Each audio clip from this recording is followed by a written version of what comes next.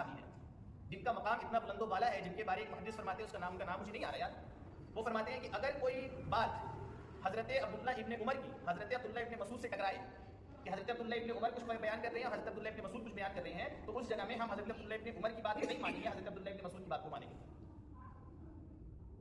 کیوں؟ کیونکہ حضرت عبداللہ ابن مسعود کی بہت ساری فضائل جو ہے حضرت خود حضور پاک صلی اللہ علیہ وسلم نے بیان فرمائی ہیں۔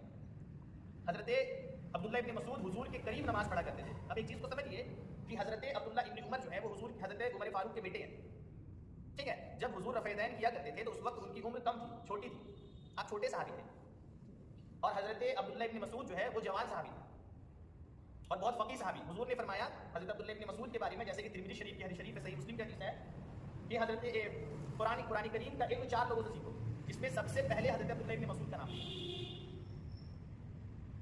قرآن کا علم حضرت عبداللہ ابن مسعود سے پوچھو، سیکھو سب سے پہلے۔ اور پھر حضرت عبداللہ ابن مسعود خود فرماتے ہیں کہ اگر مجھے معلوم ہو جائے کہ مجھ سے زیادہ کوئی قرآن کا عالم ہے تو میں اس کی طرف رجوع کروں گا۔ قرآن کو سب سے زیادہ جاننے والے حضرت عبداللہ ابن مسعود ہیں، اور حضرت عبداللہ ابن مسعود جو ہے ان کو حضور اپنے قریب رکھا کرتے تھے۔ آپ حضور کے قریب رہا کرتے تھے، حضور مہاجرین کو اپنے قریب رکھا کرتے تھے۔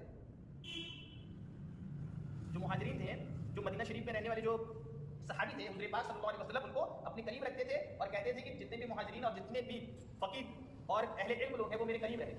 کیوں؟ سمجھدار لوگ میرے قریب رہے، کیوں؟ کیونکہ پھر وہ ہماری نماز کو دیکھے، ہمارے طریقے کو دیکھے اور پھر لوگوں کو بتائیں۔ تو ابن مسعود رضی اللہ عنہ، حضرت عبداللہ ابن مسعود کے قریب رہنے والے ہیں۔ اب حضرت عبداللہ ابن عمر کی باری کی اگر بات کی جائے تو حضرت عبداللہ ابن عمر کو چھوٹے صحابی ہیں، تو پہلے بڑوں کی صف لگتی تھی۔